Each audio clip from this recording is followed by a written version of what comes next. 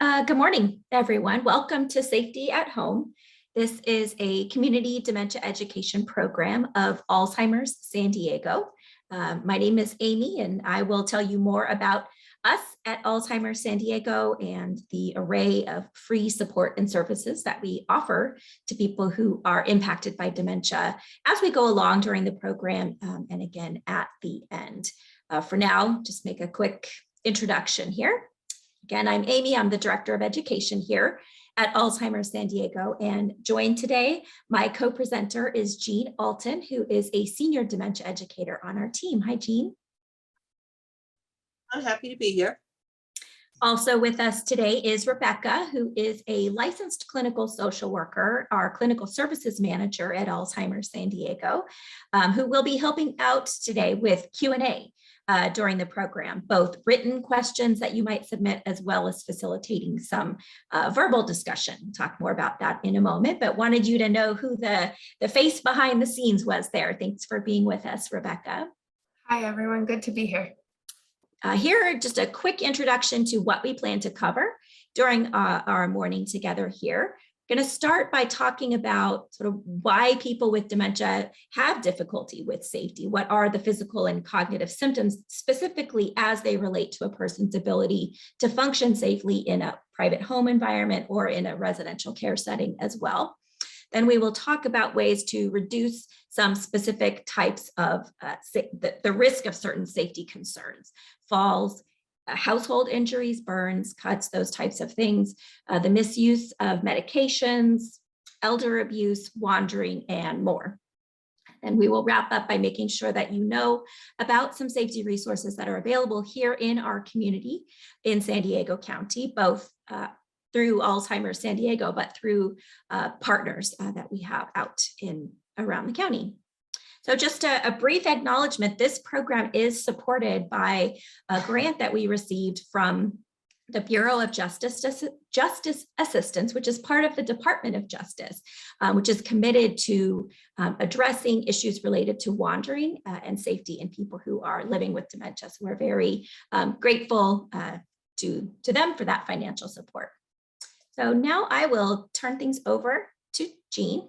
All right, so we'll get started here with talking about the things that are going on when a person has dementia that is having this impact on safety. And I would just ask all of you to just think for a brief moment about all the things that we do where there is a safety question in mind, a safety consideration.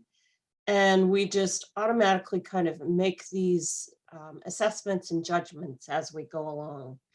Everything from, is my cup of tea too hot to sip just yet? Do I need to wait and give it a few minutes? To, is the spray that I'm going to put on my hair, is it hairspray or is it actually a can of Lysol?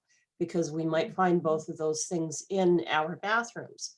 So just think about all the different things that we do throughout the day where we really are assessing safety in some aspect.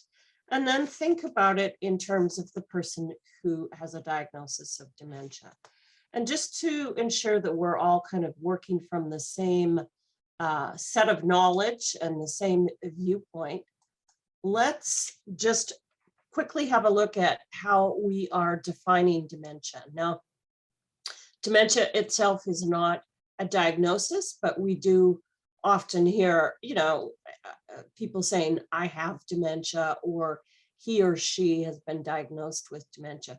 But truly, dementia is describing a syndrome where there is a group of symptoms that a person is experiencing that can include memory loss, and often does, but it also includes other changes in cognition and in sensory perception and in fine motor skills and a whole bunch of other areas. These symptoms are caused by an underlying medical condition that is going on, that is affecting all of these pieces and parts of our thinking, our executive function, our cognition, and therefore is interfering with normal daily activities. So that's how we describe dementia. And another way to think about it is, you may have heard this, sometimes we refer to dementia as the umbrella term for all sorts of different types of dementia, diagnoses of different types of dementia. And Alzheimer's disease is one of those types of dementia. And Alzheimer's disease itself is a progressive disease. It does result in cell death in the brain. And if you have a look at this visual here on our slide, you can see on the left-hand side is what we would describe as a cross-section of a normal, healthy brain. And on the right-hand side is the cross-section of a brain with advanced Alzheimer's. And you can visually see the difference, that there's actual shrinking, there's kind of gaps in the brain where we see kind of these holes, as it were. And in those folds in a healthy brain, the brain tissue is all nicely folded in and on top of, other parts of the brain. And in the Alzheimer's side, we see that some of those areas of the brain have kind of pulled apart from each other. Again, showing us that there's been atrophy and cell death and cell loss in the brain. The progression of Alzheimer's disease and the symptoms that people experience can vary quite widely. We have general information that we do give to people regarding these areas, but it is just important to note that there's just this wide variability. And additionally, I want to note, just having a quick look here. I do want to note that Alzheimer's disease is the most common type of dementia. So be aware of that. So that's kind of our basics in terms of the ground rules for what is dementia and what is Alzheimer's disease. So let's talk a little bit more about what are some of the symptoms and how is this impacting safety on a day-to-day basis. So let's start with talking about memory loss, because this is a common feature of Alzheimer's disease and many other types of dementia too. And clearly memory loss is impacting safety on a day-to-day basis. And this might be everything from, or anything from forgetting that there is a pot on the stove, maybe cooking some oatmeal for breakfast and forgetting about it, and resulting in not only a burnt pot, but potentially a fire as well too. It could be something like forgetting appointments or that are important, such as doctor's appointments, forgetting to pick up prescriptions. It could mean forgetting to take medications on a regular daily basis and taking them in the appropriate amounts. So, and clearly the rapid forgetting that is going on for people can have also just impact in everything from leaving the water running, say for example, in a bathtub or in a sink, but also it could result in some problems in navigating in some familiar places. And so we see that memory loss can really be impacting people on a regular daily basis. I don't know if any of you have ever done that, where you are on medication and you stop for a minute and think, now, did I take my medication today or not? I certainly have. And I'm just thinking, what are the steps that I do when I have to try and think about, did I take it or not? And it's just really, it's recalling and retracing my steps in the morning. Okay, did I go over and get a glass of water and then take my meds? And a good way for me to check on that is I almost always leave the half-finished glass of water by the box that has my medication in. So if that glass is there that means, yes, I took my medication that day. Now, a person with dementia might not be able to kind of retrace their steps or have those kind of cues, be able to recall those cues to be able to check on the medication. So medication errors are often an area of safety that is a concern. We may see some changes in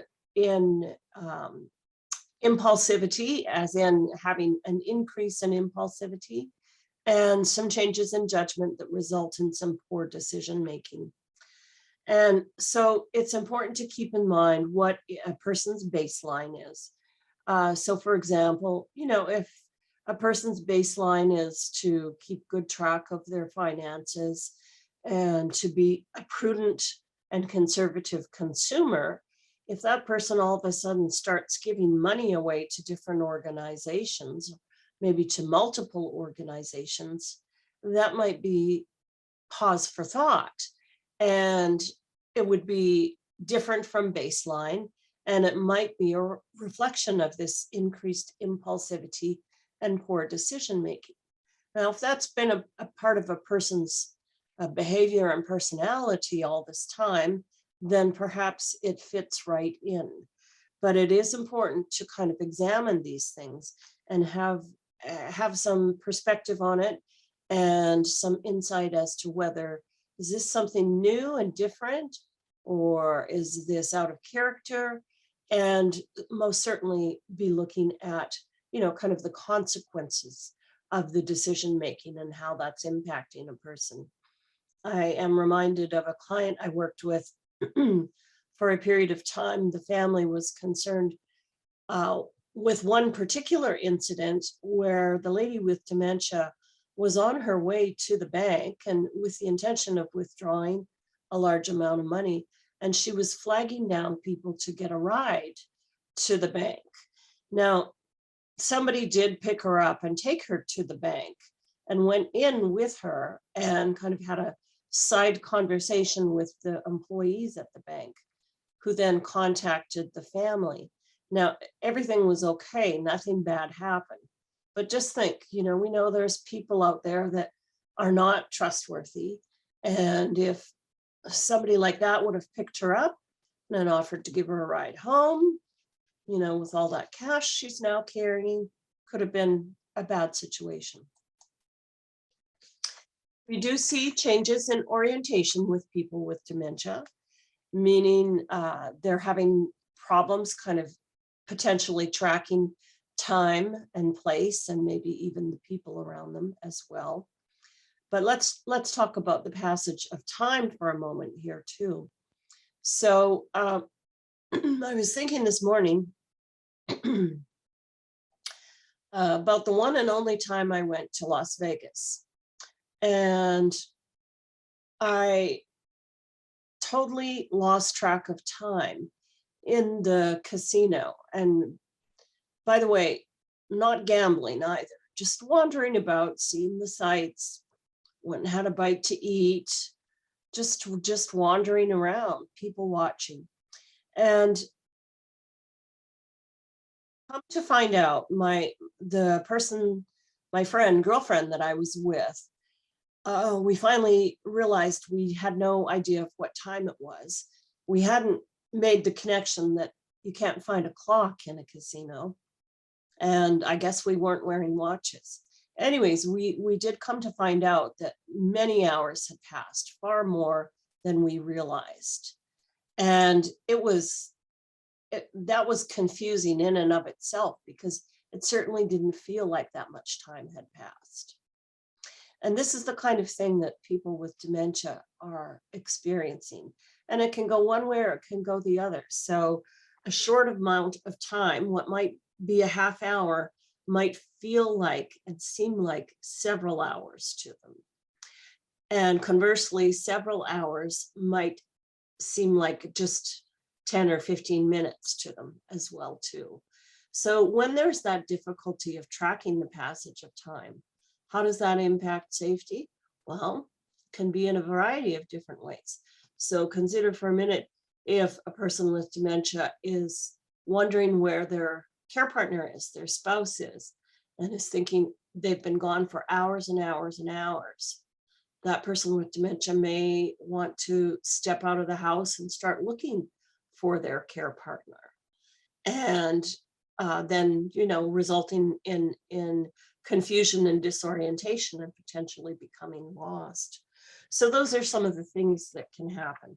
With regards to having difficulty with maybe recognizing a spouse or a care partner, again, that might be a situation that leads to some confusion or upset. I'm thinking again of another client I worked with for a period of time, and the lady with dementia, her husband was attempting to help her in the morning with getting dressed, and she got very upset with him and told him to just get out and to leave. And so he did. He left their bedroom and went down to the kitchen. And she came down a short period of time later, and she said, "Oh, I'm so glad to see you," she says to her husband. She says, "There's an awful man upstairs. I don't like him at all." And so that moment of disorientation that she had upstairs, she was upset with him trying to help her. And then coming down, she recognizes him, but she's still referring to the guy that she didn't like upstairs. So, I mean, these types of situations, that was a benign situation. But again, I want to give you the sense of how it can lead to some kind of confrontation that might result in impacting of safety. Maybe she could have potentially left the house and been running and asking for help because there was a mean man in her house. We want to think about those things. Now, as far as behavior, we see changes in mood or personality are not a typical thing in terms of normal aging process, but we do see it happening in people with dementia. And we can see some real unstable emotions where people are becoming much more upset or confused when routines and kind of schedules are disrupted. And that can lead to some real problems as well, too, not only in terms of confrontations with each other, but also in terms of, again, feeling like, this stranger, this bad person is trying to do something to me that I don't understand. And, maybe then I need to be defensive and strike out at the person to try and keep them away from me as a person living with dementia. So these changes in mood and personality absolutely can be impacting safety and just the regular interactions on a day-to-day basis. We do see changes in physical abilities, and we see changes in balance, strength, and mobility. And these three areas then can lead to a much higher risk of falls. And so, there's a whole area of consideration for people living with dementia with regards to being at risk for falls and having to take these things into consideration in terms of adjusting and modifying the environment. You see, I'm looking down, it's because, we need to kind of have floor space be more clear, to have less things on the floor. Area rugs are not necessarily a great thing. But there's other changes going on as well, too. We see a loss of fine motor skill. How would that impact safety? Well, if I do have that really hot cup of tea right here, and my fine motor skill is not too good, boy, oh boy, that could end up, on my lap and burning me. And, that would be not a good situation, to be sure. So we can see some of those changes as well too. And also, I'll just say, with loss of fine motor skill, what if I'm chopping some vegetables and I don't have very good control? I could chop part of a finger here or a hand and have a safety issue there as well too. We do see changes in the senses, in sensory perception, and how the brain is processing sensory information. So with people with dementia, the visual field becomes narrower. Their peripheral vision is not as broad and as wide as people without dementia. So it's getting narrower, and depth perception is changing. And so there is decreased recognition of sensory information as well too. So that could be everything from decreased recognition of where exactly the curb is and I'm putting my foot down, to where the edge of the chair is and where I'm settling my bottom onto the chair in a safe manner. And other areas as well too. How hot is the water that I'm running in the shower or the bathtub? A lot of that is sensory perception that we're taking in. We see the steam, we can feel the heat, even though we haven't put our hand under the water or in the water. So, but we take in the information and we make an assessment of it. And for people living with dementia, this input is not being processed correctly and can lead to some problems. So we're going to stop for a moment, I think. And Don't think we've had any questions come in yet. So we'll just keep on moving through the program here. But if questions come up for you, we are going to pause a little bit later to see if you have any. So please feel free to type those in. So for now, we'll just keep on moving through the agenda. So now we're going to get into what to do about this. Jean just laid out a really good description of the various brain changes and symptoms that can occur in people with Alzheimer's disease and various different types of non-Alzheimer's dementias. So I'm going to talk briefly here about sort of risk reduction, and then we're going to get into some practical strategies around the house, ways that we can reduce risk. So I want to start this section off by just clarifying a couple of terms. Prevention. We can't fully prevent people with dementia from having accidents, injuries, unfortunately, altogether. We can't wrap them or ourselves in bubble wrap and make sure that nothing ever happens. There's a very important concept in the field of social work, which is my background, and that is called the dignity of risk. Right? Risk is actually a part of life. Risk is part of all of our lives. Every time we get out of bed in the morning, every time we step outside of our homes, get in a car, right? Risk is a part of being a fully functioning human in the world. And for people with dementia, there is a dignity of risk associated with their lives as well. So we want to do what we can to control things in the person's home environment when they're out in the community in terms of preventing and reducing the risk of harm. But I also just want us all to be coming at this sort of realistically as well. We're controlling what we can. There are always going to be factors that we can't control. That is the dignity of risk.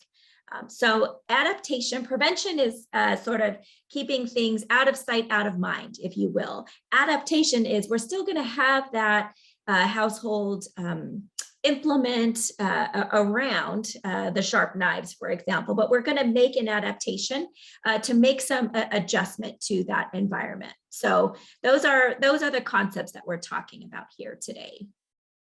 Here is a question that we are asked all the time as dementia educators here in the education program, as well as the members of our clinical services team who are interacting one-on-one with families by phone or in family consultations. Is it safe for me to be alone as a person who's living with dementia, or is it safe for my loved one, the person that I'm caring for, to be at home alone? And there is no sort of very clear line, universally true answer. When X happens, it's no longer safe for that person to be home alone. Every situation is unique and different. And for that reason, if you have questions about your individual circumstances and scenario, I really want to encourage you to reach out and talk one-on-one with one of our clinical care coaches about that. But here are the questions sort of broadly and generally that we would walk you through, help you think through to help you determine in your situation, is it safe for this person to be by themselves? First, think about, would that person who's living with the symptoms of dementia know when there is an emergency going on? Would they know what to do? Would they know how to get help? Would they be able to wait safely in place, not get agitated, not leave in a moment of confusion or disorientation and go look for help once they've already called paramedics, for example? If there was an emergency going on, how capable would this person be of understanding the red flags? This is urgent. We need to get some help here. I need to call poison control or 911. How capable would they be of placing that call, giving accurate information, waiting for help to arrive, and then being a knowledgeable informant to those first responders, right? There is a lot involved in responding to an emergency. And many of us who don't have any symptoms of dementia, in a moment of trauma or stress like that, we get confused, we get disoriented, we forget the important facts of a situation that need to get conveyed to a first responder, right? So layer all of those symptoms that Jean was just describing, those changes in short-term recall, judgment, impulsivity, orientation of time. When did this happen? What medications does that person take, right? If they would not be able to respond accurately in that situation safely, then this is not a person who certainly should live alone. This is probably not a person who should ever be left alone for long periods of time, right? Because of course, accidents happen.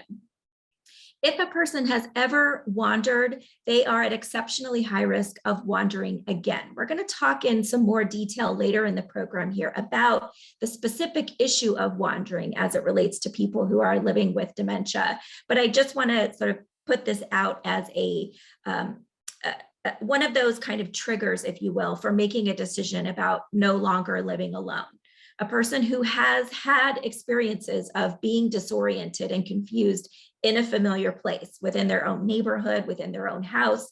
This is a person who is at very high risk of wandering. And again, once a person has had the experience of getting lost once, they're likely to continue having that experience again. So then there's just this sort of catch-all.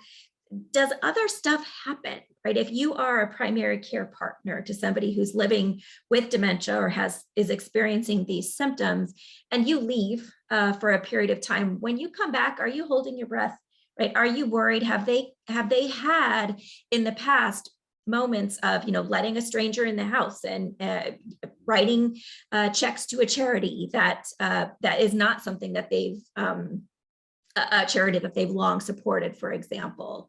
If you have had experiences of leaving them alone for a period of time and you worry about it, I just want to encourage you to trust those instincts, right? If something has happened in the past, it's likely to happen again, even if nothing has happened in the past. These are progressive conditions, right? All of those symptoms that Jean was describing, unfortunately, they may come and go.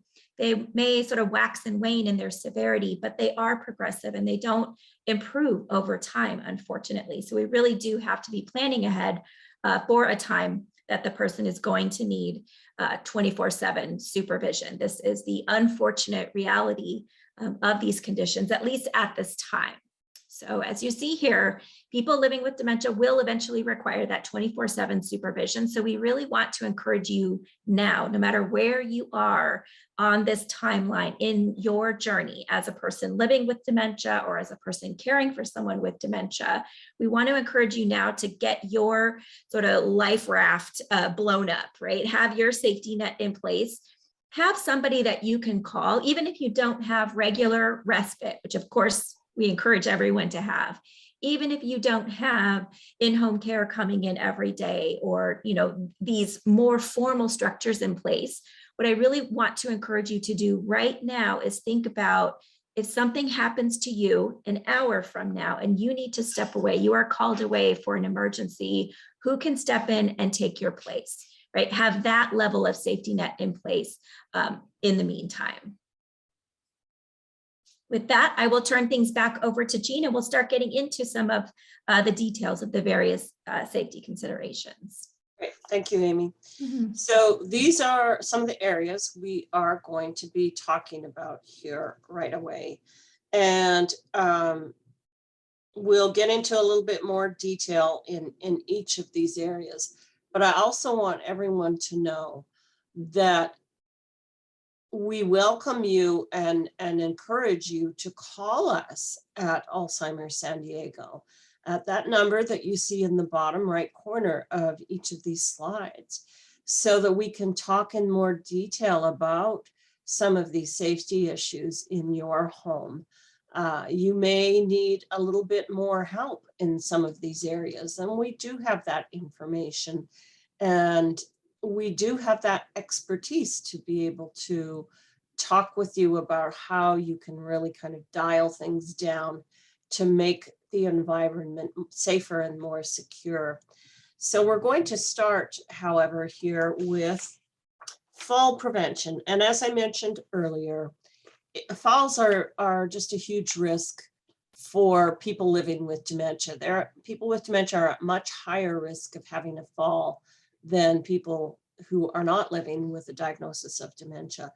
And so some very important points to be considering is adequate lighting. And you've probably heard this before. And,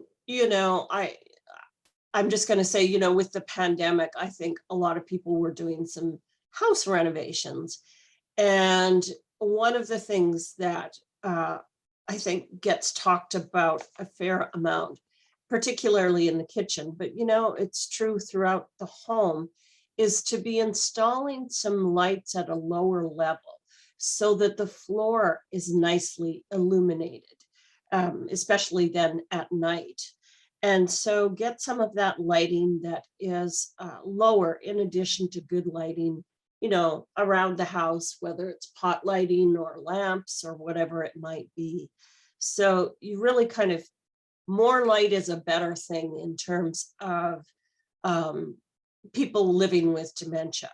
So we want to kind of bring that all in as best as we can, the lighting. We do want to be removing obstacles and clutter. Now, I referred to that earlier. I said I had to look down because I do have some clutter here around my desk and I do need to attend to that.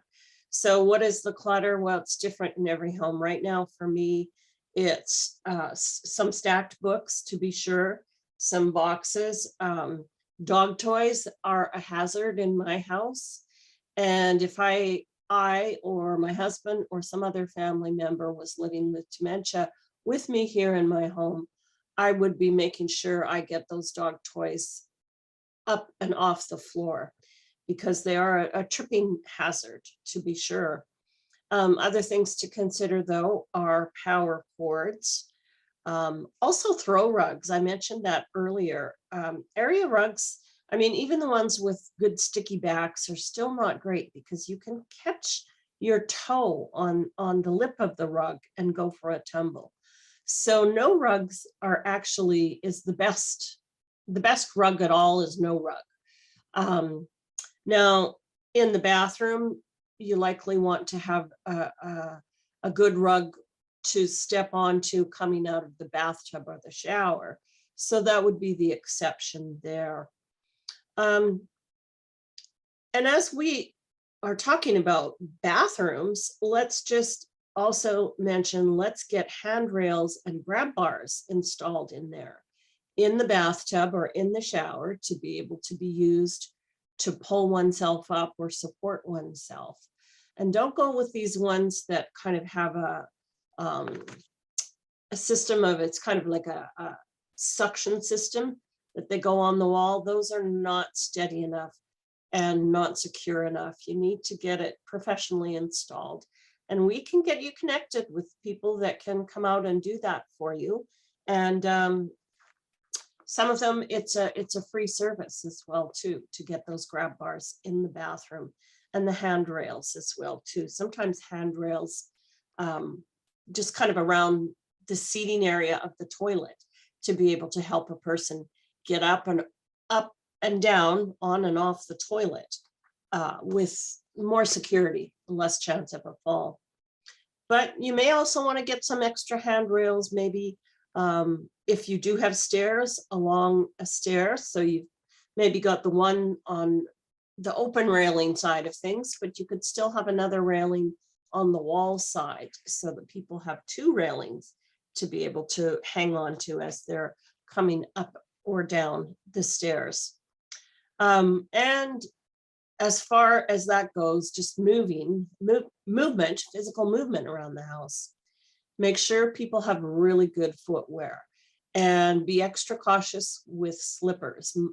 A majority of slippers are actually not good, and can put you at higher risk for falls as well too, because the mule type slippers, the slip-on slippers, those are particularly not good.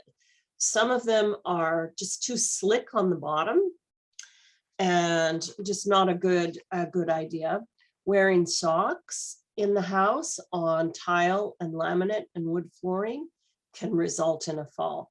So good footwear is really imperative, and that may mean a running shoe, or at the very least a good slipper that fits over the full foot and has a good grip on the bottom. The other thing is just to be working on balance and strength in the legs and arms and in the core. And there are exercises that people can be doing to work on that. And we can point you in some good directions with regards to that. There are programs for some of these areas of working on your balance and improving your core strength that we can get you connected with. And a couple of really good websites for you to go to as well too. We can get you pointed to that. And one of them would be, you may not realize this, but San Diego has the San Diego Fall Prevention Task Force. So if you wanted to Google that and have a look at what the Fall Prevention Task Force here in San Diego is doing, that would be a good thing too. So what are some other household injuries? Well, goodness, all sorts of things. Again, just kind of take a moment and think about your own house. So some of the things that we might think about immediately, let's just say mentally, let's go to the kitchen. And so what all is in the kitchen? Well, there's knives and there's scissors and there's other implements that we use in the kitchen. And so we may need to limit access to those things or adapt them. And, you know, maybe that applies even to some of the appliances we have in the kitchen, such as the microwave or the oven or the stovetop. And, you know, perhaps limiting access or adapting with those particular items in the kitchen might mean unplugging the microwave and having the cord not visible though, so that it's not apparent that it's unplugged.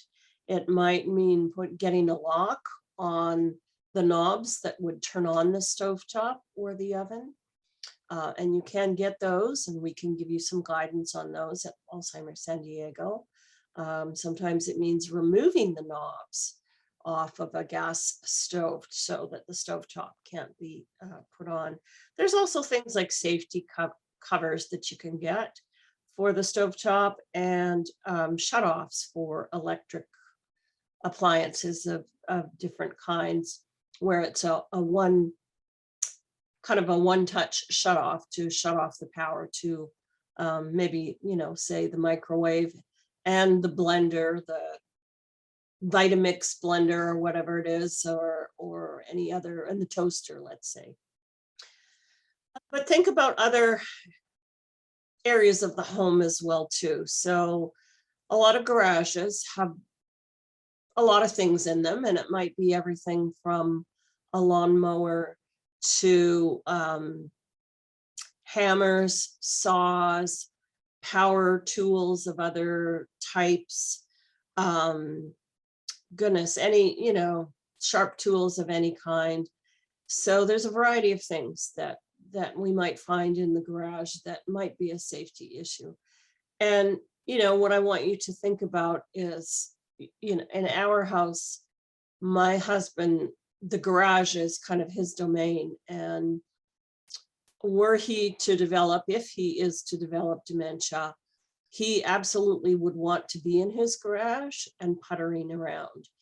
And so that would be something I would have to proactively make safe for him, so he could still putter in the garage and have some tools to handle and, feel like he's being productive in the garage, but in a safe manner. Think about other items as well too. So think about disabling internal door locks. Now, this is an important one. Why? Because if somebody the person living with dementia should go in, let's say to the bathroom or the bedroom or wherever it might be, and locks the door and then be unable to unlock it. And sometimes doors get locked by accident. Then we've got a problem, because maybe they need our help. Maybe they've been in there for a long time.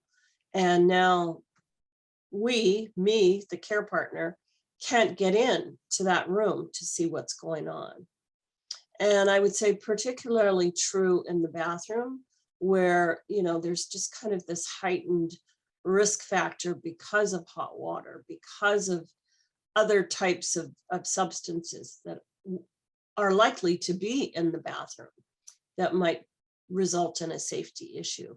So consider getting those disabled so it's a non-issue that a door is locked. I want you to also think about, we've talked about this a few times, but the water temperature. And so your hot water heater, and the heater should be set to no more than 120 degrees. So that even if a person puts the bath or the shower or the faucet on full on hot water, that it is going to be hot, to be sure, but it's not going to be tipping over into that area of scalding and burning. Think about where you keep your household cleaners and all of those other different items that we have in our homes. Everything like bleach, like lawn or garden fertilizers, rubbing alcohol, first aid items, rubbing alcohol, hydrogen peroxide. That would, in our house, you find those items in the bathroom. But bleach is under the kitchen sink in our house. And then the fertilizers and such are in the garage. But think about all these things and how they could be easily accessed. And not only easily accessed, though, but mistaken for other items. So that's important. And then think about, again, going back to the kitchen, the food that is in the fridge and some of the beverages that are in the fridge, making sure that the food has not gone bad. Again, remember, people with dementia have changes in their sensory perception and so in their vision and in their smell and in their taste. So visually, they might not see that food is looking, it's old, it's gone bad. They might not smell it and they might not taste it. So we need to ensure that all the food that is in the fridge is good to eat. It's not gone bad. We need to see that things are cooked properly and stored properly. And with regards to beverages, maybe we need to keep an eye on alcohol. Again, with increased impulsivity, there may be drinking of alcohol. Might become more of an impulsive thing. Might be that they forget they had a glass of wine already with dinner, and now they're pouring themselves another glass of wine. And that can apply with food as well too. I had a piece of pie and now I'm having another piece of pie. Once in a blue moon, maybe that's okay. But if people are starting to really eat impulsively, that may be a feature of the dementia. And so we need to, ensure that food is really stored away, and we may need to limit access to it at times as well. Here are some home safety checklists that we have at Alzheimer's San Diego. And if you fill out the follow-up form that Rebecca, I think, has put out in our chat, and I'll ask her to do that again, we can get these safety checklists to you either by email or by postal mail. And you can see they go room by room and throughout the whole house. And it is, in fact, a checklist. So some really terrific tips for you in here. They are available on our website as well, too, and in some different languages as well, too. So we want you to be aware of that. We've got them in Spanish, in Tagalog, and Vietnamese as well, too. And we will actually, my apologies, we will actually send these checklists out in the email that you get after today's program is over, with a copy of the slides for today's presentation as well, too. And most definitely, if you're having some issues in some particular areas, give us a call and we'll work with you, and we'll try to talk through some of these problems. The last area I'm going to talk about is medication safety. And it is vitally important that you use just one pharmacy for all the medications. And that's because you want that pharmacy to be aware of all the medications that are going into your home and that are prescribed for you. And this helps the pharmacist to identify possible drug interactions and side effects. And, obviously that can impact fall risk too. If we've got some drug interactions that causes confusion or a change in our balance, there we go, risk for a fall. Talk to the pharmacist on a regular basis. And if you're going to buy over-the-counter purchases, remedies for anything like a cold or allergies or a sore throat or whatever it might be, please, please, please talk to the pharmacist so the pharmacist can look at the medications you are on, the conditions that you have, and can look at the over-the-counter product and see if there's interactions there. So it's not just prescription drug interactions we need to think about. It's also the interactions between over-the-counter and over-the-counter purchases and the medications we take and the conditions that we are diagnosed with. Use a pill organizer, absolutely. And please, folks, don't be adjusting your own dosages. Look, I have to say I'm not perfect in that area too. Or at least I haven't been in the past, but I'm pretty darn good now. And the point of it being is, we're not doctors and physician's assistants and pharmacists ourselves. And so really we should not be adjusting our own dosages, because some of them are very specific. Some of them need, if they are being, for example, you're coming off a medication that you shouldn't do it quickly or abruptly. It needs to be slow. So there's a lot of information we don't have that these professionals do. So talk to them. There's just too many areas that are ripe for error with medications.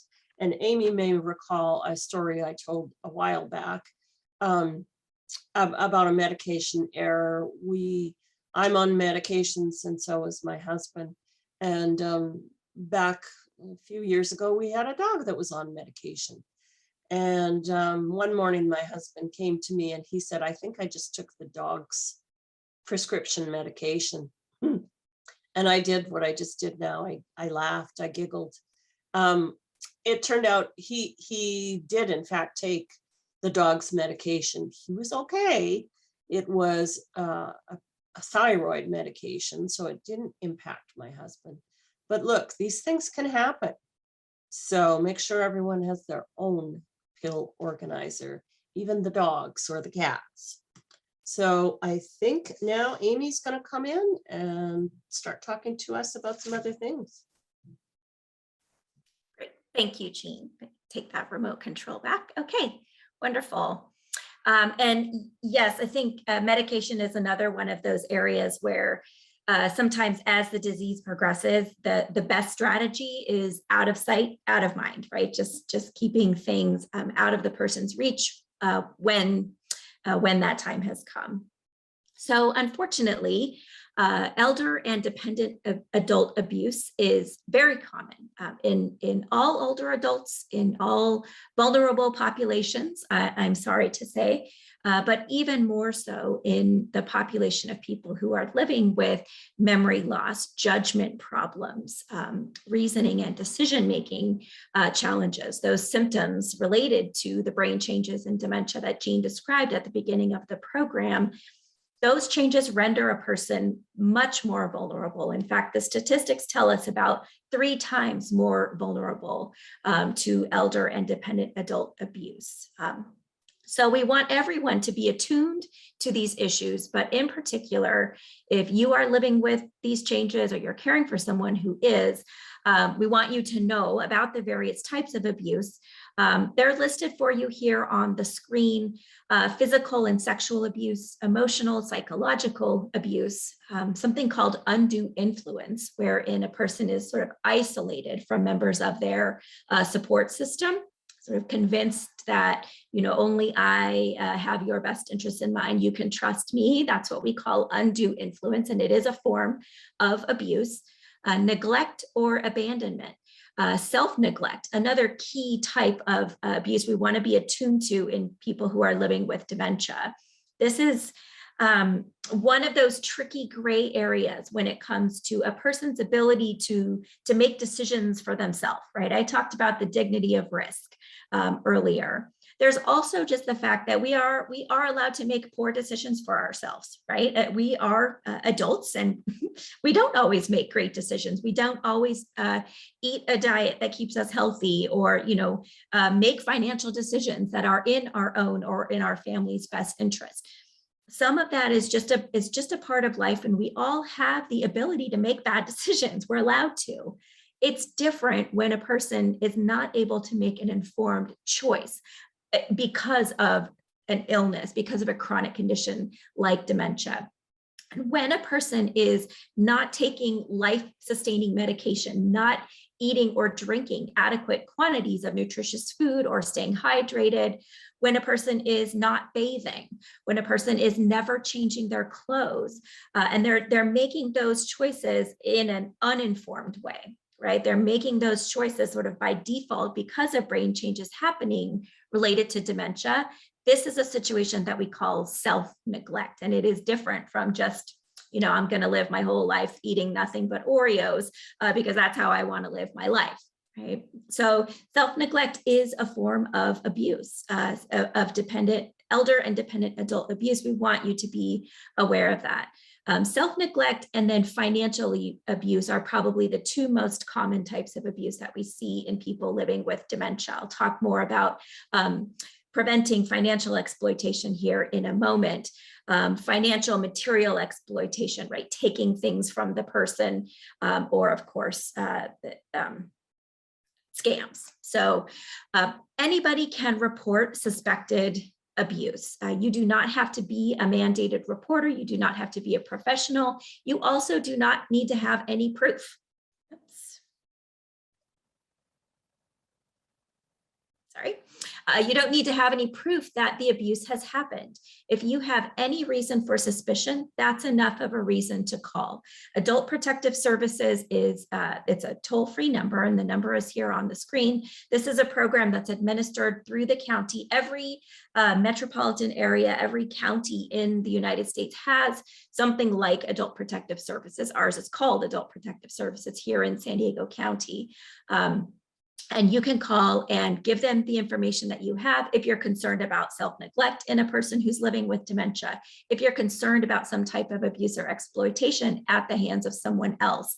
You can call and make a report, and we really want to encourage you to do that. It is not a large, dramatic law enforcement coming and banging down doors type of an intervention. It's usually a social worker, an investigator who comes out to the home, conducts a very gentle interview to try to assess what's going on. So this can be actually a very therapeutic and helpful intervention for a lot of families, something we don't want people to be afraid of. And finally, on this note, I just want to mention that all of us at Alzheimer's San Diego, we are mandated reporters. So if we were to something that raised our red flags, we will initiate a report. Again, that doesn't mean anything will happen. Once it's in Adult Protective Services hands, it's their decision about whether or not to pursue that. But it can be a very useful intervention. We want everyone to be aware of that. Okay, so if I can get my slides to advance the way I mean to.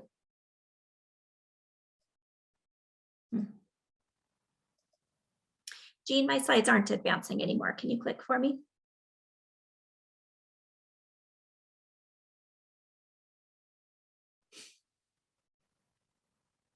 Thank you. So preventing financial exploitation, as I mentioned, a very high risk in people living with dementia because of those challenges with short-term recall. Did I or did I not hire this roofer who's now at my door here to collect payment, right? Did I or did I not actually need a new roof, right? When I signed that agreement and made that payment. Preventing financial exploitation in people living with dementia is a critically important part of keeping them safe, especially when living at home. But these things can happen to people who live in residential care, supported living environments as well. So some tips for reducing the risk of that, forwarding or blocking robocalls and unsolicited mail. You might want to just have mail and phone calls forwarded elsewhere if you can, or set up, sort of screens or filters on the person's phone so that only certain phone calls from certain people can get to them. You can intercept mail, go through it, and let the person who's living with dementia handle those pieces of correspondence or business that they are capable of or want to be handling, and let the junk mail go somewhere else. Let the solicitations to all the various charitable organizations go somewhere else, and then just bring them the ones that come from the organizations that they have chosen to support in their lives, right? So forwarding and blocking those calls and that mail, fact-checking information, right? This is where sort of screening a person's email or text messages might come in handy. We have to be thoughtful and careful about how we protect a person's privacy. And again, protecting that dignity of risk that is a part of everyone's life. But when a person has impaired judgment and impaired reasoning, an impaired ability to sort of tease out, does this seem legitimate or does it not? It is amazing how many of us have been victimized by financial predators. You don't have to have dementia to be easily tricked by some of these scams. So fact-checking things, not responding directly to emails is one of my favorite tips that I learned from a financial advisor who really specializes in preventing these types of financial abuse. If an email comes in from someone who you don't recognize, and it does look like something you want to respond to, start a new email, find the direct email address for that person and send that email yourself rather than replying. It's a simple little trick that can actually weed out a lot of fake email addresses and fake solicitations. So know your sources with regard to businesses that you are businesses you're doing business with. You're purchasing from charitable organizations. There are charitable scams, I'm sorry to say. So do the fact checking. And again, just not making those direct replies, doing what you can to be as knowledgeable of a consumer as you can be. So here are my last two topics before we get to the important issue of wandering.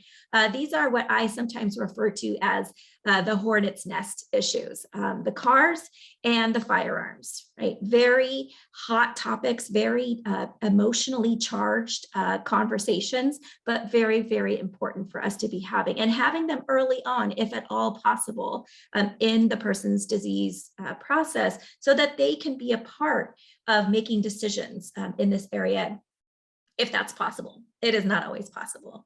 So driving is just one of those. Cars are large, metallic, lethal weapons, right? And a person's ability to drive safely is going to change over time. That's actually going to happen to all of us, whether we develop dementia or not. The statistics tell us that 70% of us are going to outlive our ability to drive safely. We all need to be thinking and planning ahead for a time that we're no longer able to drive safely. But it is virtually guaranteed in a person who's living with a progressive chronic condition like Alzheimer's disease or dementia. And think back to those symptoms that Jean walked you through at the beginning of the program. The physical changes, the changes with thinking and problem solving, and then of course those all important changes to the visual field and other types of sensory changes. They're going to affect a person's ability to drive safely. We have to be thinking and planning for this now, as soon as possible. The doctor can be a great advocate in this. So I'll just say here, I'm going to be brief about this. We do have a full education program devoted to the topic of driving because it's such a tricky one. So I'll be brief here, but I would like to refer you to our driving and memory loss program. If you haven't attended that, it's going to be live at the beginning of April, early in April, but we also have a recording in our webinar library of a past program. This is a big, important topic. Your doctor can be a very important partner. There are laws in California regarding when a person is diagnosed with mild cognitive impairment or some form of dementia, the doctor does have to report that. That gets to the DMV, but then it's the DMV that makes the decision about the person's ability to drive safely. But of course, they use that information with whatever they make their decision with whatever information the doctor has provided. So the doctor can be a very helpful partner in this, but it does need to be a doctor who's knowledgeable and comfortable talking about dementia. And as many of you have probably experienced, that is not always the case. The Department of Motor Vehicles, DMV, can actually be of great assistance to us as well. There is a form that any one of us can download from the DMV's website to request that somebody be reevaluated because you're concerned about their ability to drive safely. It is a confidential, it's not anonymous, you have to say who you are, but it's confidential. The person won't know who made that request. It doesn't, kind of like an APS report, making that request doesn't mean the DMV is going to do it, but it is sort of a tool that we have. And if the DMV has received enough of these requests, then usually they're going to step in and intervene.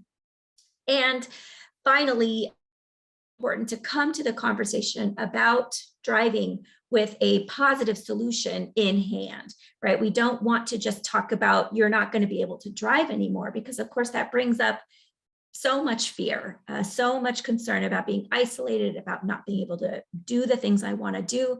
And those are well-founded fears.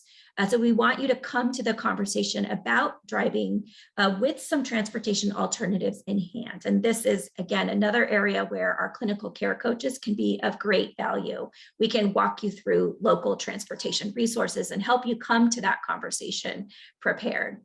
But the bottom line is that every person who's living with Alzheimer's disease or another type of dementia, mild cognitive impairment, or even just concerns, right? No diagnosis, but we have some concerns. Driving is a key safety issue that we want everybody to be thinking and talking about. And so too, the issue of firearms. As with cars, this is just another one of those situations that no amount of time in one's life having spent around firearms, right? A person used a firearm in their career. Maybe they were law enforcement or they were military and they still have access to their service weapons, a lifelong hunter, a recreational firearms enthusiast, right? A person who's been around firearms all their life in the same way that a person who's driven a car all of their adult life. We still have to be thinking and planning realistically for a time that they cannot handle this weapon safely, right? Cognitive impairment will affect a person's ability regardless of how much experience or skill they have had. So we want to encourage you to start having this conversation or thinking about your strategies now. Consider removing weapons from the home or transferring ownership.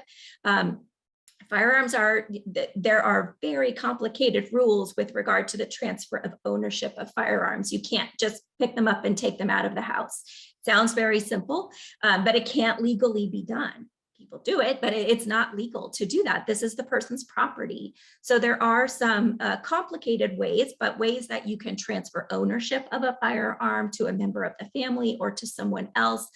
Or if you can't remove the firearms, maybe you can render them safe. Right? So install gun locks. You see on the screen here a picture of a simple cable gun lock that goes through the barrel of the firearm so that it can't be discharged.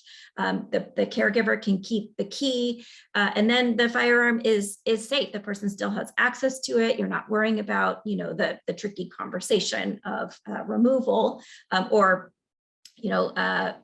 selling the firearms, but it is kept safe.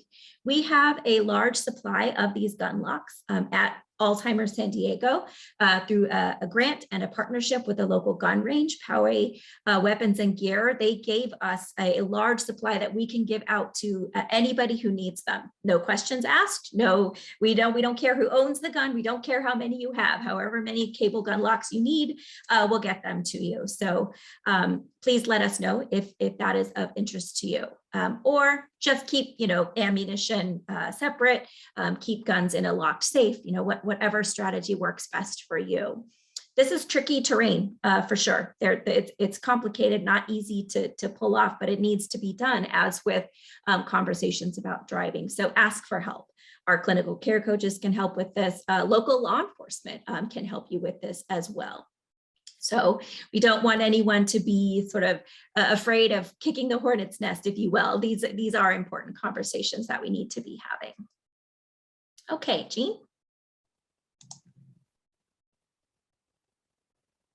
Yeah, thanks, Amy.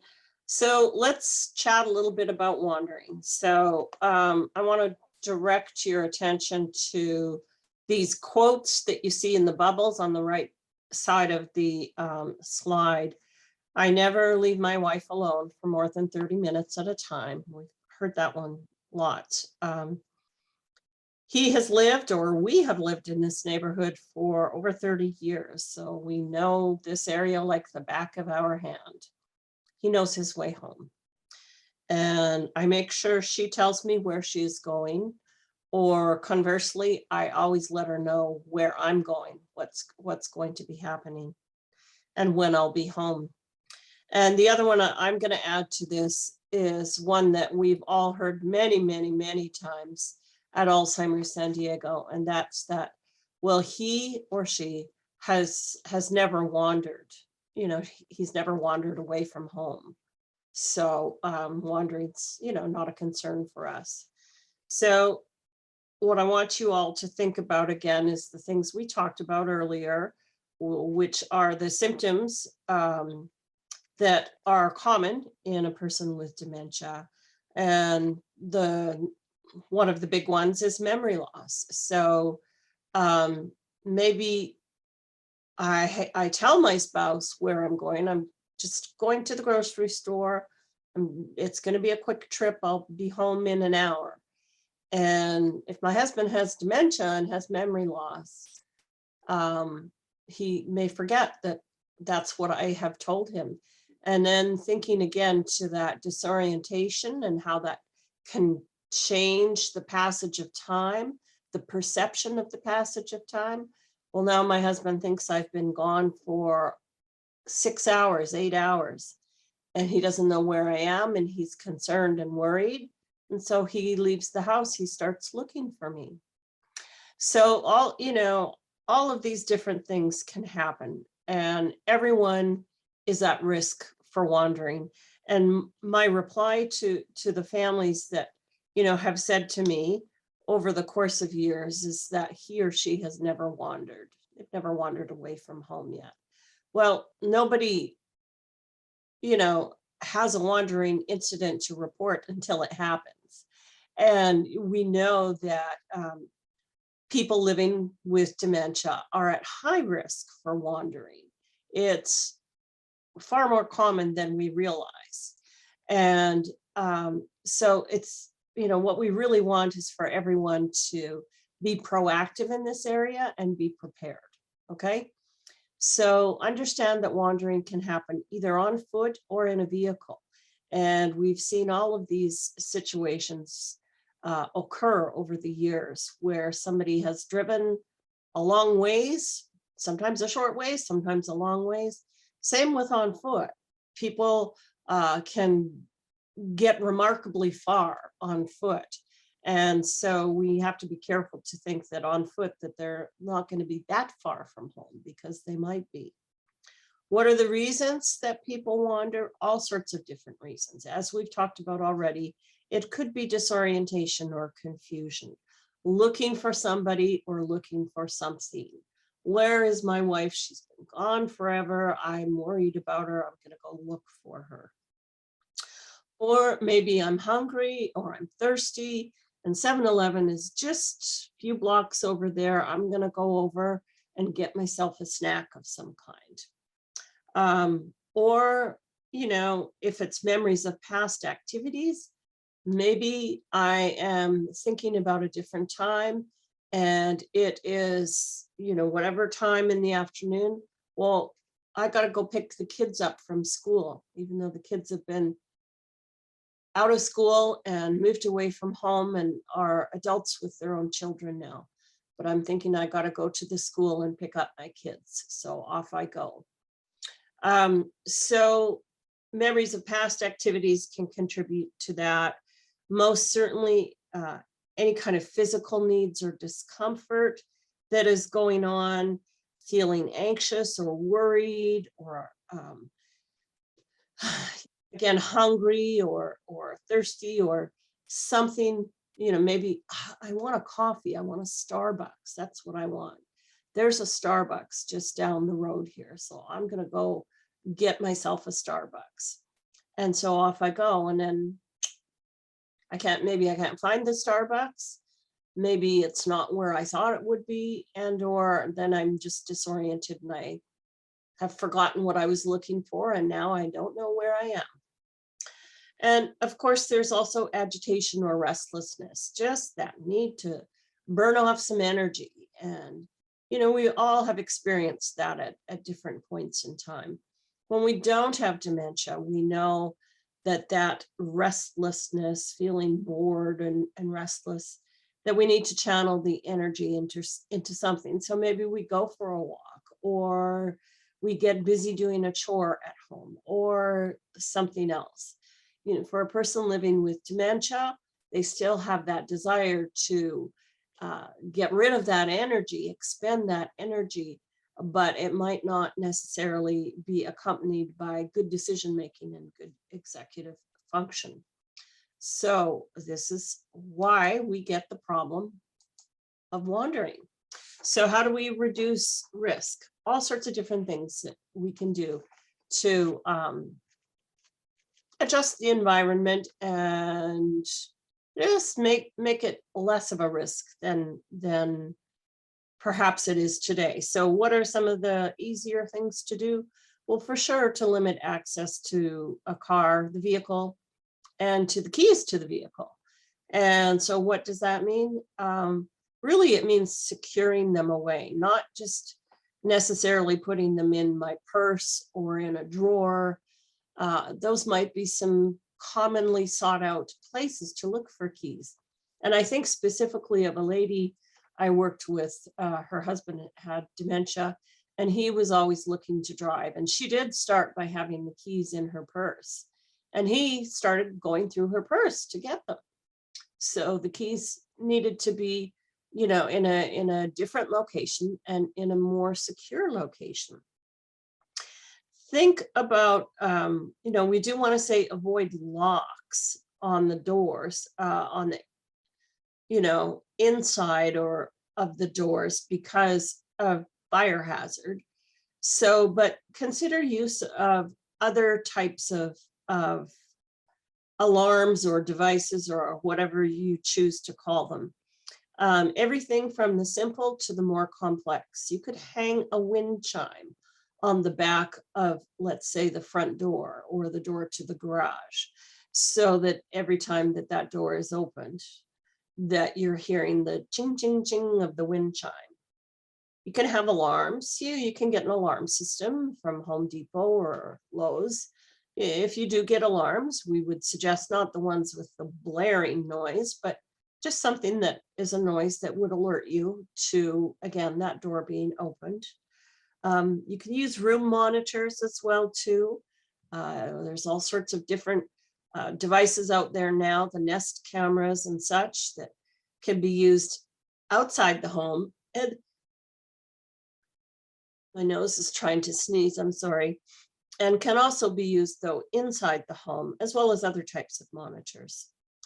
Move items that would suggest leaving. And so by that, I mean, if you've got a little coat rack at the front door, maybe move it. Maybe if it's a wall coat rack, maybe take it down. If you have a table at the front door that people put their keys on or their purses and wallets and such on, maybe consider removing that. So any of those things that would suggest leaving the house, get them in a different location, maybe even shoes. If people don't normally wear their shoes in the house, they leave their shoes around the front door. That can just be enough of a trigger or a cue to put on my shoes and go out the door. You can also make the back side of doors look like other things, such as bookshelves, stop signs, turnaround signs. There's places, you can Google that and go on Amazon and get some of those items sent out to you so you can put those on, or you can do some creative work yourself. And of course, think about unmet physical needs, such as being hungry or thirsty or having to use the bathroom, or yes, being bored, having that restless feeling. And so watch for those and offer, or not just offer, be directive. Here's a glass of water for you. Here, if I've got mine, let's hydrate a little bit here. Have a drink, have a snack, time for the bathroom. Come on, you go in this one, I'll go in the master bathroom. So, everybody goes to the bathroom at this point in time. So do the best you can to take those steps to help reduce the risk. And then, if isolated at home, which we all have been in various degrees these last 2 years, but mostly isolated, try to maintain routine as much as is possible and have some structured daily activity that includes time outdoors. So, do the chores, whether it's washing dishes, fold laundry, sweep the patio, sweep indoors, or run the vacuum, whatever it might be. Activities that do have some movement and some rhythm to them as well too. There's something to be said for that with sweeping or vacuuming, just that it's it's quiet, maybe not with the vacuum on, but it is rhythmic, and it does require moving around the house. Make sure there's some purpose involved in it. Everybody has a need to be purposeful and contributing to the household. So make sure that there's some of that in the structured activity. Get outdoors though, get some sunshine, get some time, maybe weeding or whatever it might be, sweeping the patio, and be with each other and be present and use terms like, you can help me, by washing the dishes. You can help me by sweeping the patio. You can help me by vacuuming the kitchen, whatever it might be, so that people are feeling purposeful and productive. And now I'm going to turn it back over to Amy.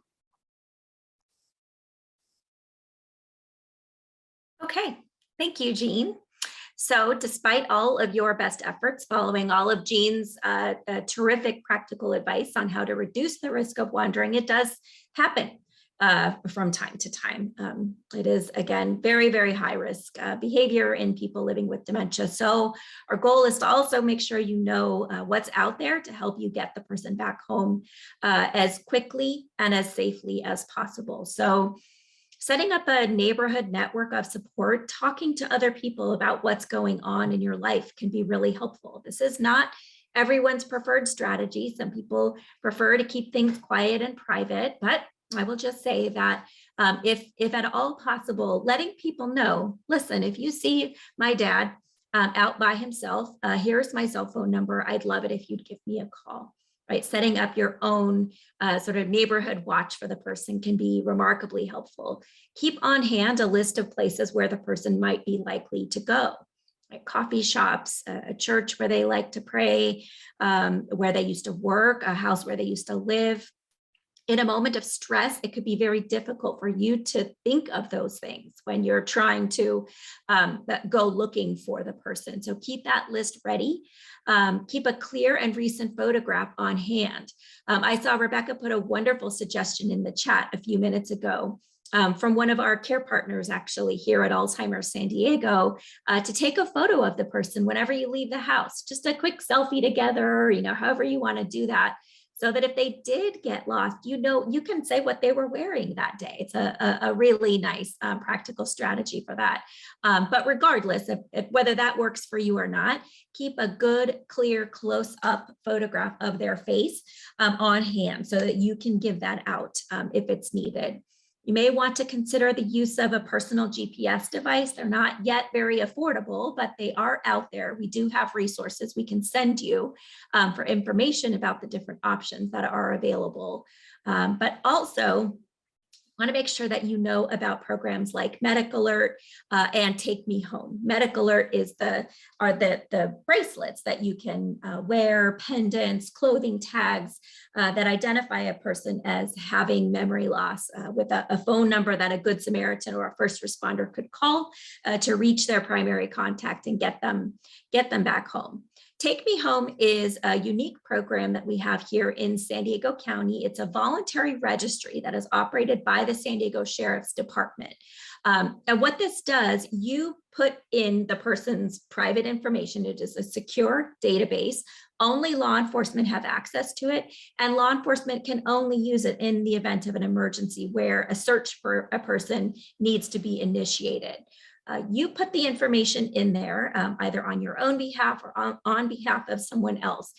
Information about, emergency contacts, all of those things that you would need in a search, you can give them to law enforcement where they might be likely to go, nicknames or other names that they might respond to, information about what vehicle or vehicles they might be in, information about what they're fearful of, sensitivities that they might have, behavioral issues you would want them to be knowledgeable about, and you can upload that good, clear photograph of their face. Take Me Home is free. It is totally secure and confidential, and it's county-wide. So no matter where the person is, this is why it's operated by the Sheriff's Department. No matter where you live in the county, your local law enforcement jurisdiction has access to the Take Me Home database. So we really want to encourage everybody to get information about that, get signed up as soon as possible. And I see that Rebecca has put information about registration in the chat. So thank you for that. So in our little bit of time that's left, Rebecca, any questions come in that we can answer?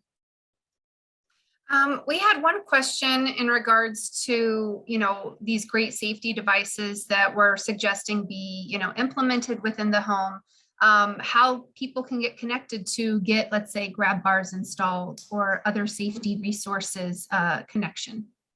Well, I'm happy to say that is actually what I'm going to talk about next in our final moments here. But yes, there are resources here in San Diego County for the free installation of some of these devices and services that are available. Yeah, the home safety checklist that Jean mentioned before will get emailed out to everyone. So you'll all receive a copy of that, which has a lot of good practical strategies and advice. And yes, in our final few minutes here, I'm going to be talking about some of the resources related to some of the programs we've been mentioning. Perfect. That's it. Okay, great. Well, then on we go. Let's talk about that. It was a wonderfully timed question, community safety resources. So here are 3 organizations that do exactly that. Elder Help is actually, all of these are local nonprofit organizations based here in San Diego County. Elder Help does free home safety inspections and minor home modifications through their volunteer safety program.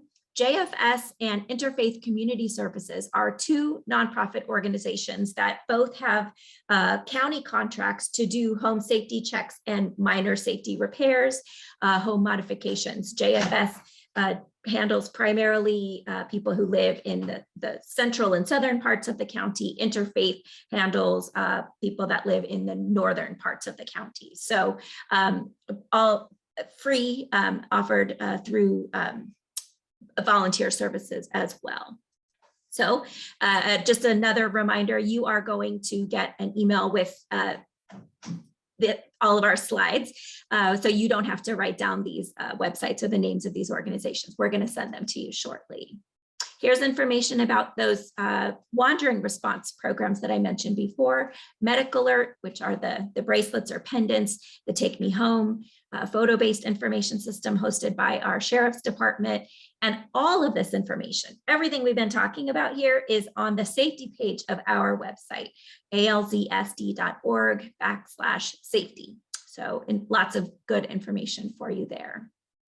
So here we are in a quick visual snapshot. Alzheimer's San Diego is a local nonprofit organization. We are independent. We're headquartered in the Kearny Mesa area, and we serve people throughout San Diego County and beyond who are impacted by Alzheimer's disease and other types of dementia. Our name is Alzheimer's San Diego, but we're here for everybody facing any of these conditions or impacted by them directly or as a care partner. So we have virtual support groups. We hope to get back to doing some in-person programs soon, but at the moment, everything is still virtual. Our online and education and training program, you have obviously found us. We have volunteers who can support you through our tech team, through telephone check-in calls for people with dementia who live alone. That is called our Vitals program. And we also have a volunteer respite companion program called Alz Companions, where we match screened and trained volunteers to make one-on-one visits with people with dementia, not care. It's 4 hours a week of just companionship. Keep the person busy, keep them engaged, and let the care partner get a little bit of a break. This is an essential part of a safety plan. I'm here to say. We have free social activities and outings. We can connect you to local research opportunities, clinical trials, and other opportunities to engage in research. And most important of all, I would say, is our capacity to connect you to those clinical care coaches. Rebecca and her colleagues are available by phone Monday through Friday, 8:30 to 5 to answer questions, to connect you to information and resources. Or as I frequently say, if you don't even know what you need, that's okay too. Just give us a call. They're there for emotional support and can help get you pointed in the right direction to take the next right step. So Rebecca, if I could ask you to one more time put out the link in the chat if somebody wants to reach out to our team, you can fill out this request form and one of our clinical care coaches will reach out to you to get you whatever information you're looking for. You can also find us anytime online. You can visit our website, you can call, you can email, you can live chat us, or again, that request form will connect you directly, and we will reach out and get you just what you need. A Couple of education programs coming up. Next week, our colleague Nelly Hernandez will be teaching the same program in Spanish. So if you have any Spanish-speaking family friends who would benefit from this information, please invite them to attend that program. Fall prevention and balance has been a big theme of our program here today. And next Thursday morning, I will be co-presenting a skills clinic on balance and fall prevention for people with dementia with a licensed physical therapist. So it's going to be a great program. Encourage all of you to attend that one as well. And finally, we do on a semi-regular basis, we do what we call drop-in education hours, just unstructured hours with members of the education team to answer sort of those random questions that have come up for you that don't sort of fit into any other education program. So please reach out, sign up for these or any other programs. It's all available on our website. So my thanks to Jean for your co-presentation with me here today. Always appreciated, always benefit from your experience and great advice.